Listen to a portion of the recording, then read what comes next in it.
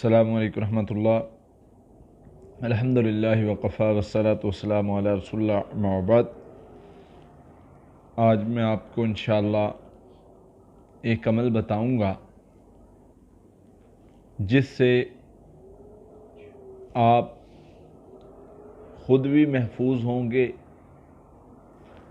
आपका घर भी महफूज होगा, आपके बच्चे भी महफूज होंगे, क्योंकि इंसान की प्रायोरिटी इन्हीं चीज़ों पर होती है कि मेन ये तीन चीज़ें हैं जो मेरे सुकून का बायस हैं: अपनी सेहत, घर के मामलात, घर में सुकून, बच्चों की सेहत। ये मेन होता है उसका टारगेट कि इन चीज़ों को मैं कवर करूं। ये ज़्यादा जब भी इनमें से कोई भी चीज़ जो है वो असरअंदाज होती है, किसी चीज़ को भी प्रॉब्लम बनती है, तो इंसान डिस्टर्ब हो जाता है। अच्छा जी, सबसे पहले घर को कैसे महफूज रखना है।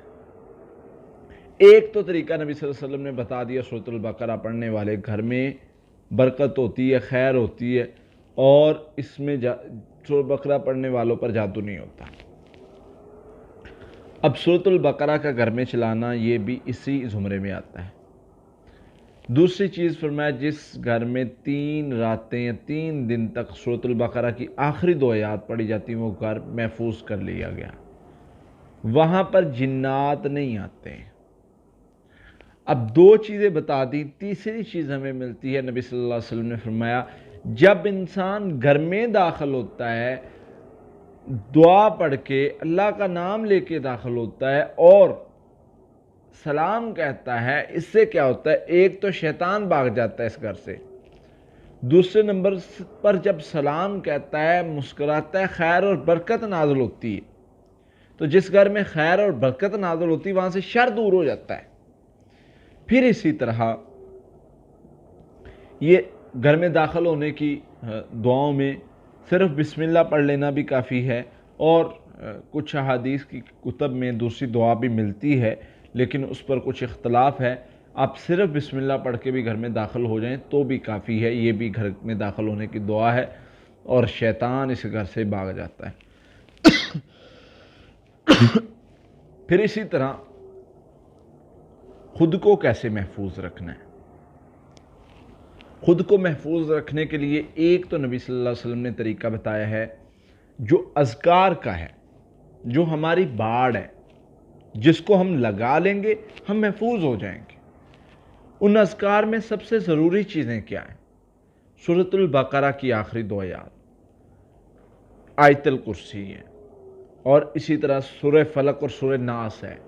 ये वो चीज़ें हैं जिनके बारे में अल्लाह के नबी सल्लल्लाहु अलैहि वसल्लम ने बतलाया कि जो बंदा ये पढ़ लेता है वो बंदा महफूज हो जाता है। इसी तरह बिस्मिल्लाहि तवक्कलतु अलल्लाहि ला हौला वला कुव्वता इल्ला बिल्लाह घर से निकलने की दुआ है।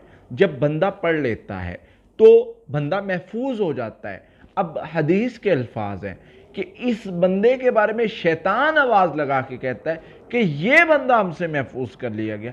छोटा सा अमल, छोटी सी दुआएं, थोड़ी सी पढ़ाई, और बंदे को गारंटी मिल जाती है नबी सल्लल्लाहु अलैहि वसल्लम की तरफ से कि ये बंदा महफूज कर लिया गया। अब तीसरी चीज़, बच्चों को क्या करें। बच्चे पढ़ नहीं सकते, बच्चे छोटे हैं, या बच्चों के इस तरह के कुछ मसाइल हैं। देखिए जी, अगर तो बच्चे छोटे हैं तो आप वो काम करें जो हुज़ूर अलैहिस्सलाम अपने नवासों पर करते थे। हज़रत इब्राहीम अलैहिस्सलाम अपने बेटे हज़रत इस्माईल अलैहिस्सलाम पर करते थे, वो काम आप कर सकते हैं। मसलन वो क्या करते थे, हुज़ूर अलैहिस्सलाम और हज़रत इब्राहीम अलैहिस्सलाम दम किया करते थे, अऊज़ु बिकलिमातिल्लाहि त्ताम्माति मिन कुल्लि शैतानिन हाम्मातिन व मिन कुल्लि ऐनिन लाम्मा। ये हदीस की कुतब में दुआ मौजूद है, आप ये पढ़ के दम कर सकते हैं। ये पढ़ के नबी सल्लल्लाहु अलैहि वसल्लम अपने नवासों को दम किया करते थे, और हज़रत इब्राहीम अलैहिस्सलाम अपने बेटे हज़रत इस्माईल अलैहिस्सलाम को किया करते थे।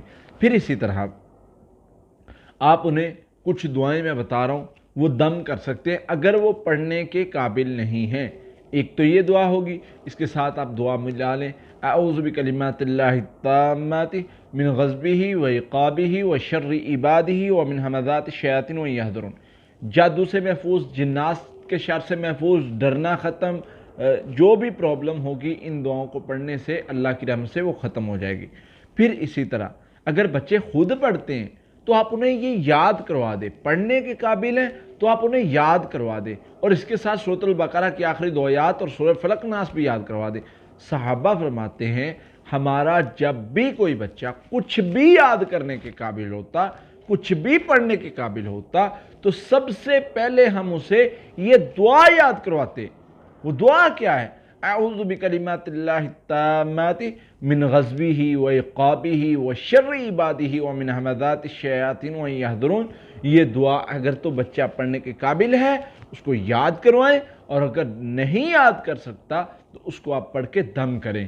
اس سے اللہ کے فضل سے جادو جنات کے شر سے بچہ محفوظ ہو جاتا ہے، اللہ تعالیٰ اس کو محفوظ کر لیتے ہیں۔ آپ بچوں کو دم کر کے بھی محفوظ کر سکتے ہیں، آپ بچوں کو پڑھائی کروا کے بھی محفوظ کر سکتے ہیں، اور آپ بچوں کو پرہیز کروا کے ان لغویات سے جس کے ذریعے شر آتا ہے، یہ بھی طریقہ ہے کہ آپ محفوظ کر سکتے ہیں۔